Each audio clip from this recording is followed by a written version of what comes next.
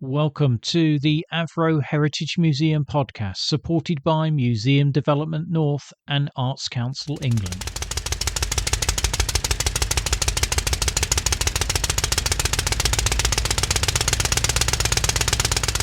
Now, Avro realised that if he was to expand his growing aviation business, he needed more cash. And that's where the Manchester brewing magnate James Grimble Groves came in. James was an industrialist to that in 1914, placed a capital injection which allowed the formation of Avro & Co. Limited.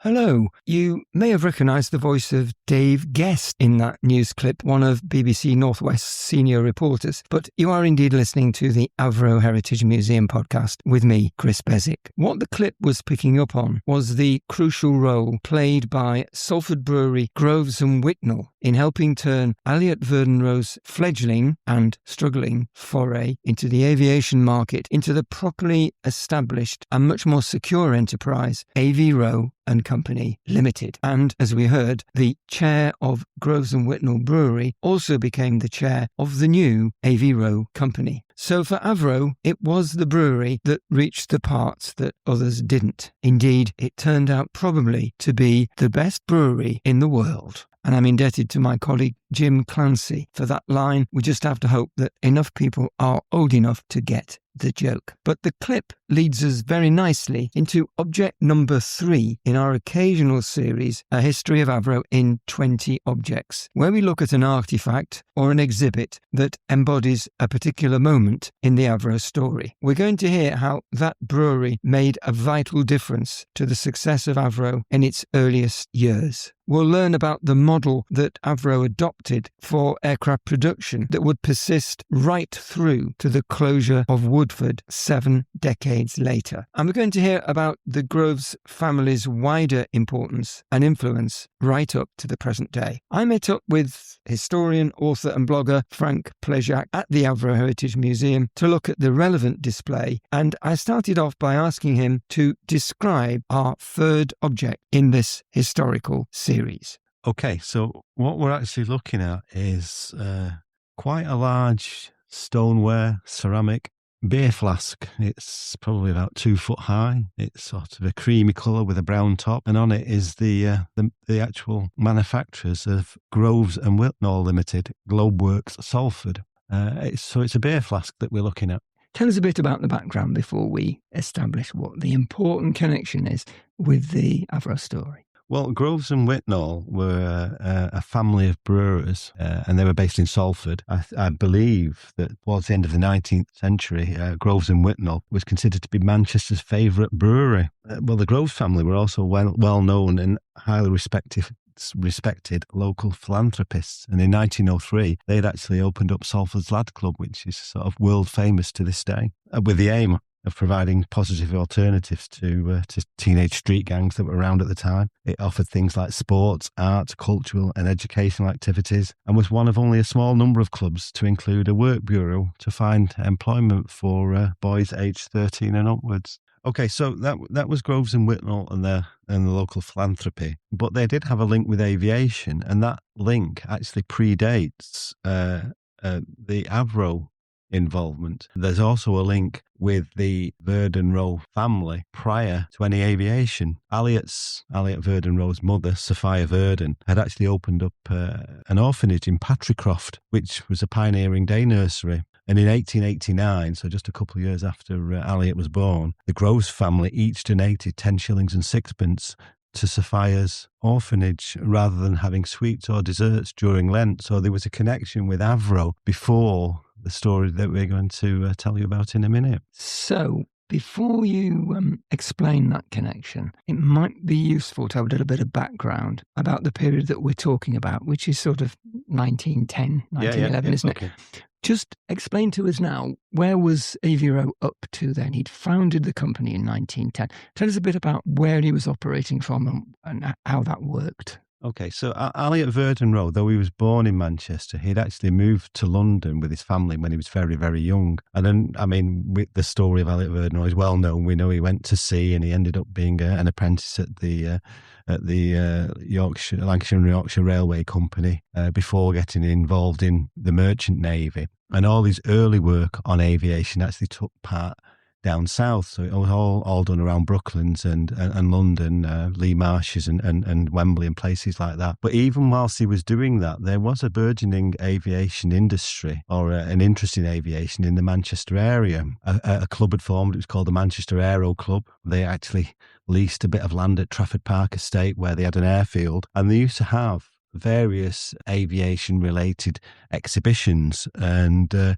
Groves and Whitnall actually provided beer tents and things like that. But one of the members of the family, William Groves, was obviously a little bit more interested in aviation. And once Avro had moved to Manchester and formed a company in Manchester, Humphrey Verdon Rowe had actually got Elliot to move back to Manchester when he was financing him. They used to build their aeroplanes in what was called Brownsfield Mills on Great Ancoat Street. And of course, that mill is still there. And Avro used to use the basement to construct their aeroplanes, but there was no facilities around the Manchester area to fly them. So they were dismantled, taken out of this basement of the mill, shipped by horse and cart to London Road train station, which is now Piccadilly train station, and shipped down to Brooklands, where there was an aviation centre, if you like, the aviation centre, and they were assembled and test flown from Brooklyn. So there was no flying in Manchester at all for the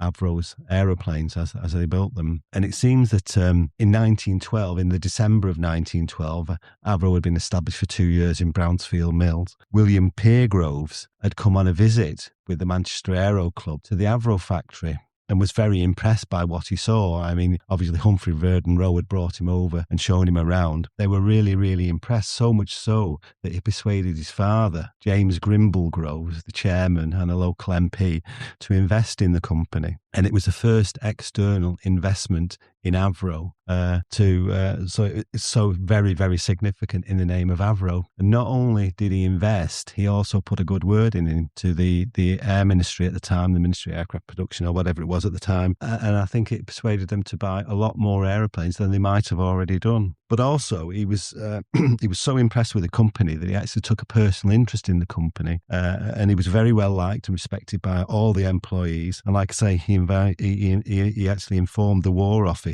and the Admiralty, as chairman of the Avro company, that he could be relied upon totally. We've actually got an extract from Elliot Verdon Rowe's diary from the 16th of January in 1913, and basically it's very difficult to decipher because his writing's terrible. But he basically says that this is on the 16th of January 1913. Signed the papers at the solicitors, called the auditors, and visited with Groves and Humphrey to the brewery. Now we are Avro and Co. Limited. So a very significant date in the history of Avro when they became a limited company, and James Grimble Groves became the chairman at that time. And thinking of that particular period, Frank, I mean, how good was business prior to this? I mean, was the company in a good situation or perhaps not so good? Well, they were making aeroplanes, but finances were really lacking, and it was the first significant. And I think it was quite an important investment that they made. I think it was over £75,000 at the time. That enabled them to move from Brownsfield Mills to a much larger premises at Miles Platting on Clifton Street, and they moved there on the 17th of March in 1913. So could we say, Frank, that without that investment, things could have turned out very differently?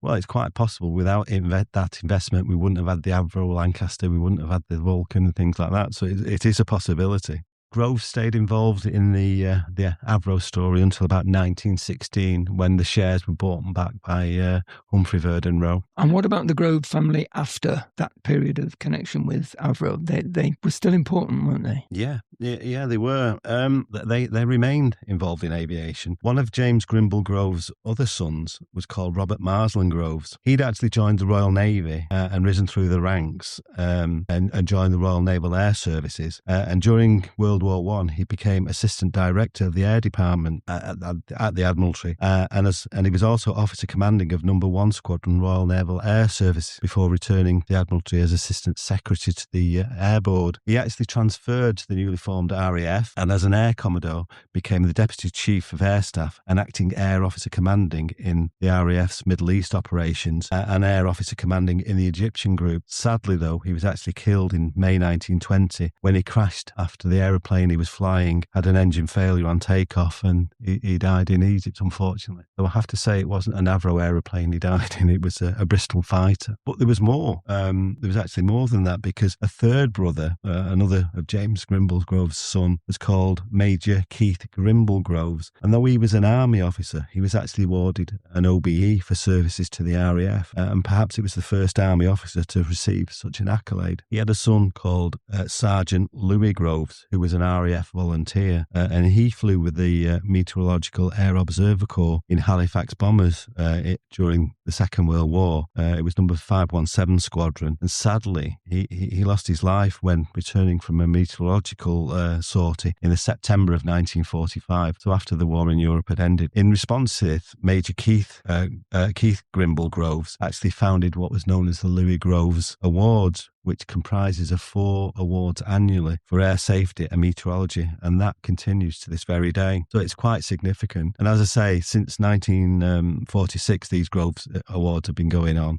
This year, we were honoured to actually host those awards here at the Avro Heritage Museum, and we had very senior members of the RAF and also of the Met Office, so they were all here. And we were fortunate to have a very large model of a Halifax, the same version that Louis Grimble Groves had been killed on, and our model makers converted it to be the representative Halifax that Louis Grimble Groves had been killed in. So it was all done in the same markings, registration and squadron colours and everything. It was a fantastic, and it's a massive model of a Halifax. It was very, very significant. Yeah. Did they enjoy that? Oh, really enjoyed it. Yeah. I mean, it was fascinating to take these acting RAF people around the museum who were, astounded really by what we've got here. And the story, obviously, there was a big link to the story, which was great. Yeah. And Halifaxes, as you probably know, were also made in Stockport, which is not far from here, though that particular Halifax was made in Preston. Groves and Whitnall was eventually taken over by Groves and Whitnall in 1962, and they closed in 1972. But the Groves family not only maintained their family tradition of philanthropy,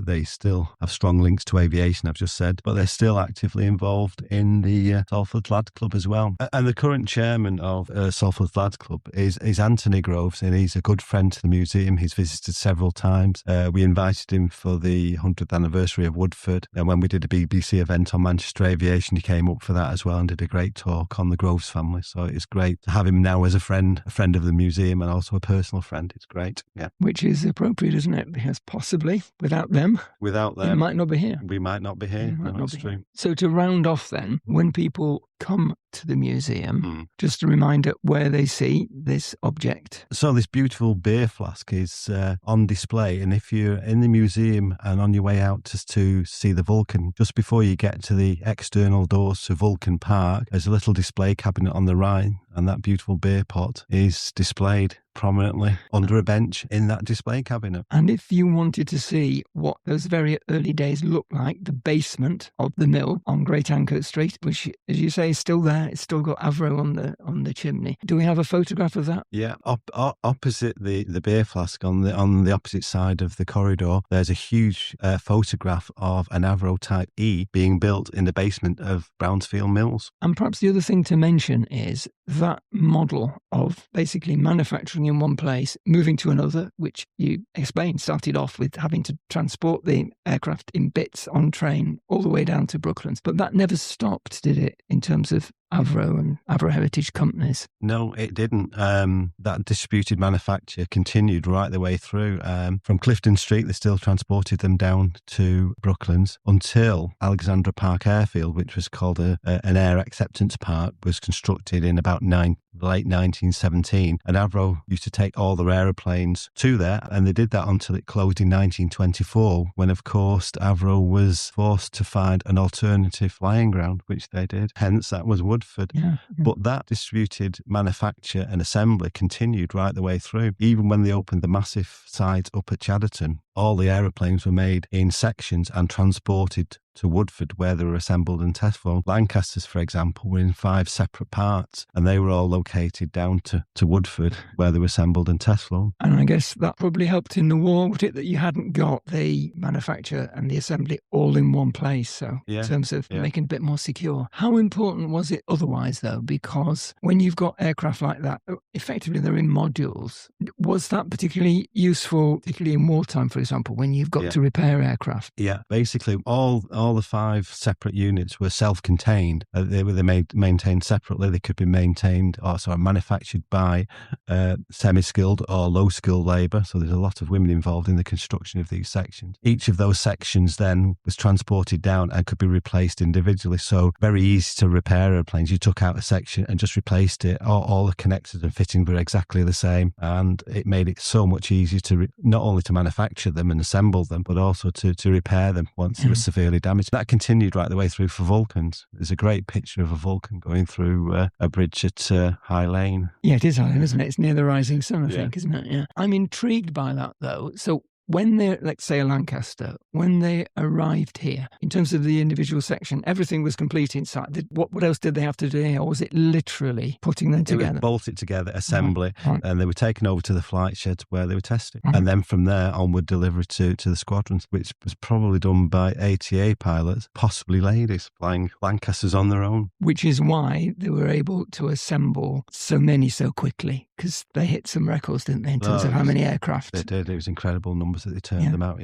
And don't forget, it wasn't just Avro at Chadderton that was making Lancaster. They were made all over the UK and in Canada. And I understand the assembly lines here, there were 3, each a quarter of a mile long, two for the ones manufactured in Chadderton and 1 for the Lancasters manufactured in Trafford Park. Yeah, Metropolitan Vickers.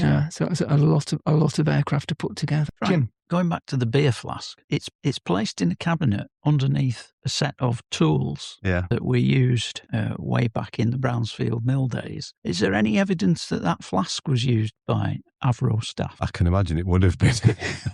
It was supposed to be the best beer in Manchester, so it was a huge brewery, I believe. And there's still pubs around Manchester that still bear the name Groves and Whitnall, and the stone artwork outside. They can still be seen, so it's a project of mine to go around and take as many pictures as possible of these pubs. That's a very nice note on which to end, even though it's quite early in the morning.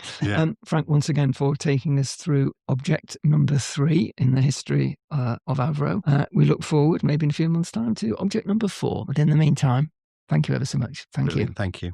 That last question from my colleague Jim Clancy evoked a wonderful image of those Avro workers in the basement of Brownsfield Mills in Ancoats, perhaps getting a chance to sample Groves and Whitnall's legendary best brew after loading those aircraft sections onto a horse and cart at the end of a grey, wet Manchester day. The mill has been preserved as a Grade 2 star listed building with Manchester's oldest surviving mill chimney. If you're in the city centre, go and have a look at it. It's on Great Ancoat Street on the other side of the Rochdale Canal to the shopping complex that has an Aldi and a Marks and Spencer. And even more importantly, please come and see the beer flask for yourselves when you visit the museum. That's all for this episode. If you subscribe to, follow, or like the podcast, and you have push notifications switched on, you will get an alert to tell you when the next episode is available. And if you, yourself, or someone that you know has strong associations with Avro and would like to make a contribution to the podcast, then please contact us on podcasts@avroheritagemuseum.co.uk. podcasts@avroheritagemuseum.co.uk. That's all for now. So it's bye-bye from me, Chris Pleszak. Cheerio.